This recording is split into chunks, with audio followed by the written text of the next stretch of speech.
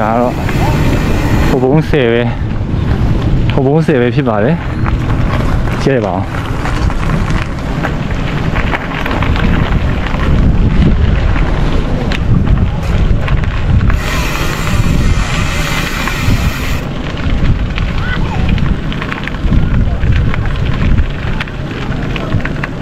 မြို့မကြီးလွဲစေလေပတ်တဲ့လူကတော့တအားတော့မများဘူးဗျပုံမှန်တော့ပါမယ်ဆိုင်ခန်းတွေမရှိဘူးအဲ့ဒါလေးရတော့အဆင်ပြေတယ်တချို့နေရာတွေမှာဆိုင်ခန်းလေးတွေဖွင့်တယ်အရက်ပြာလေးတွေရောင်းတော့လူကပိုများတယ်